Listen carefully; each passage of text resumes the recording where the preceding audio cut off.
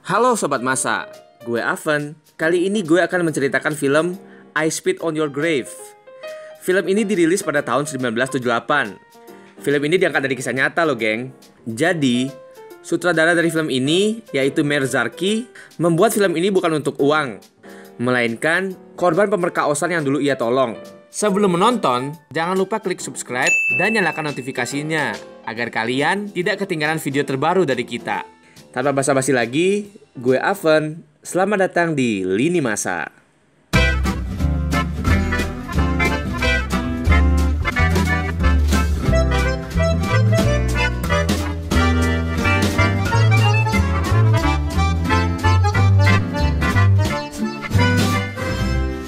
Di awal film, kita diperlihatkan seorang wanita yang baru aja check out dari hotel. Setelah dia check out, dia melanjutkan perjalanannya menuju Park Hill Lane. Di tengah-tengah perjalanan, dia berhenti sesaat untuk mengisi bensin. Wanita ini bernama Jennifer. Jennifer ini adalah seorang penulis yang berasal dari New York. Sambil mengisi bensinnya, Jennifer menanyakan seberapa jauh lagi untuk menuju Park Hill Lane, dan petugas bensin itu menjawab setengah mil dari sini. Petugas bensin ini bernama Johnny, dan dua orang yang sedang bermain itu bernama Andy, yang baju merah, dan Stanley, yang baju biru dongker. Sambil menunggu mengisi bensin, Jenny dan John mengobrol banyak tentang tempat tujuan Jenny ini. Singkat cerita, Jenny sudah sampai ke penginapan sewaannya. Setelah turun dari mobil, Jenny langsung berkeliling sekitaran penginapan itu. Dia lalu menemukan ada sungai di sana. Jenny pun langsung membuka bajunya dan ia kemudian berenang. Scene pun berpindah saat Jenny sedang memasukkan bajunya. Saat memasukkan bajunya ke dalam laci, Jenny menemukan sebuah pistol. Tak lama kemudian, terdengar suara ketukan dari pintu. Karena mendengar suara itu, Jenny menaruh pistol itu dan pergi membuka pintu. Ada yang nonjol tuh, geng. Ternyata, yang mengetuk pintu adalah tukang antar barang. Tukang antar barang ini bernama Matthew. Matthew ini adalah seorang pengantar barang dari minimarket yang siap mengantarkan barang kemana saja. Setelah mengantarkan pesanan Jennifer, Matthew langsung pergi ke tempat temannya dan bercerita bahwa dia tadi melihat gadis cantik di sana dan juga melihat gunung kembar dengan jelas. Malam hari pun tiba.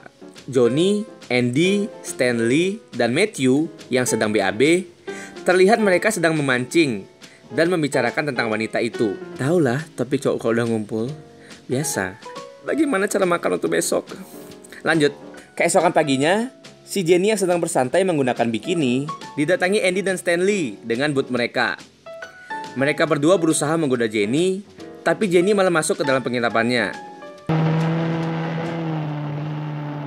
Saat malam hari, saat Jenny sedang membaca buku, Jenny mendengar suara-suara seperti memanggil Jenny. Jenny yang penasaran, pergi keluar untuk memastikan suara itu. Karena tak ada apa-apa, Jenny pun kembali masuk.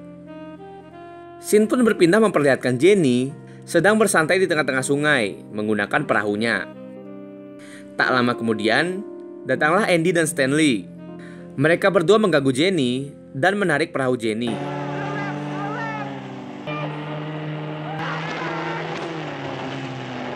Sampai di suatu tempat, kemudian Jennifer dilecehkan oleh mereka berdua.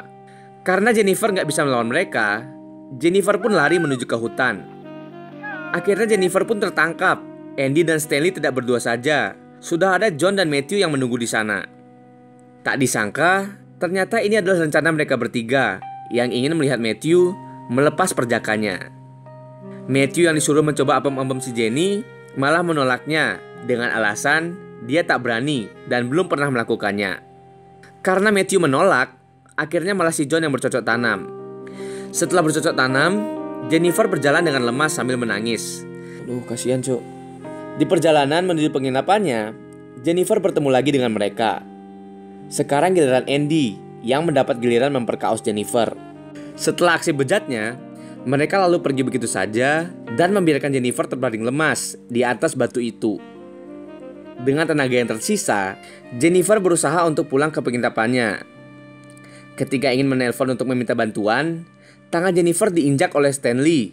Jenny pun melawan dengan menggigit kaki Stanley. Karena ia berani melawan, si Jenny ini disiksa oleh Stanley sampai lemas tak berdaya. Jenny yang tak berdaya akhirnya digenjot lagi. Sekarang giliran si Matthew. Tapi burung si Matthew nggak bisa berdiri di situ. Nggak sampai di situ aja. Setelah Matthew, sekarang giliran Stanley. Karena apem-apem Jennifer sudah sakit, Jennifer menawarkan untuk menggunakan tangannya aja. Tapi Stanley malah memasukkan botol ke dalam apem si Jenny dan memukul Jennifer sampai ia pingsan. Pada saat ingin pulang, si Matthew yang disuruh membunuh Jennifer dengan pisau akhirnya tidak membunuh Jennifer karena ia adalah penakut dan hanya mengoleskan pisau itu ke mulut Jennifer yang berisi darah.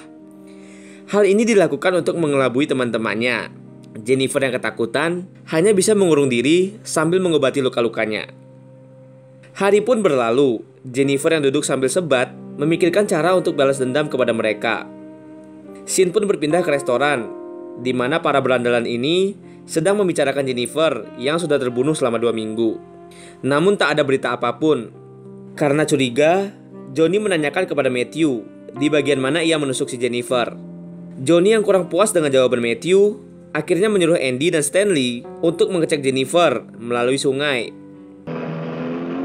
Dan ternyata Jennifer masih hidup. Mengetahui hal itu, Matthew dihajar habis-habisan oleh teman-temannya dan tidak dianggap teman lagi oleh mereka. Jennifer yang sudah sembuh total memutuskan pergi ke gereja untuk meminta permohonan maaf. Setelah dari gereja, Jennifer langsung melakukan pengintaian kepada berandalan itu. Yang pertama adalah si Johnny dan yang kedua adalah si Matthew. Setelah melakukan pengintaian, Jennifer pulang dan menelpon minimarket untuk diantarkan pesanannya. Karena ketakutan, Matthew membawa pisau untuk berjaga-jaga.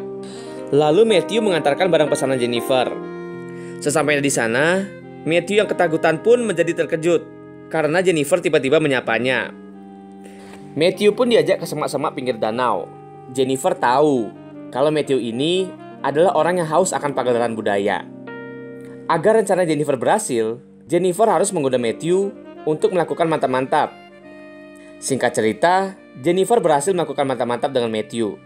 Matthew yang terbawa suasana tak sadar kalau lehernya sudah diikatkan tali oleh Jennifer. Karena sudah berhasil mengikatkan talinya, Jennifer langsung menarik tali itu dan membuat Matthew mati tergantung. Target selanjutnya adalah si Johnny. Jennifer dengan berani datang ke tempatnya dan mengajak Johnny ke penginapannya untuk melakukan pagelaran budaya.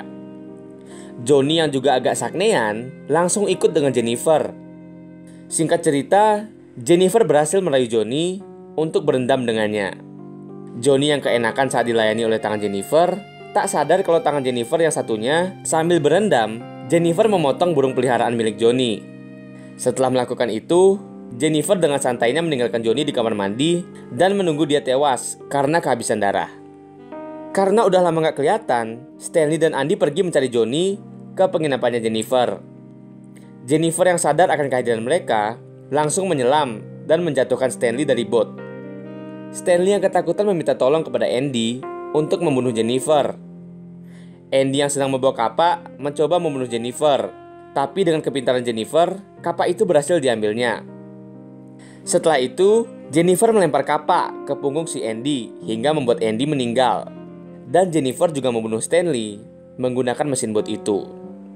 Ending yang sangat sopan. Pelajaran yang bisa diambil adalah jangan macam-macam sama orang yang kelihatannya lemah, karena terkadang orang-orang yang seperti itu punya singa di dalam dirinya. Terima kasih sudah menonton video ini. Jika kalian ingin request film, silakan komentar di bawah dan jangan lupa untuk menekan tombol like, share, dan subscribe. Dan nyalakan lonceng agar kita cepat dapat AdSense. Salam masa, mantap!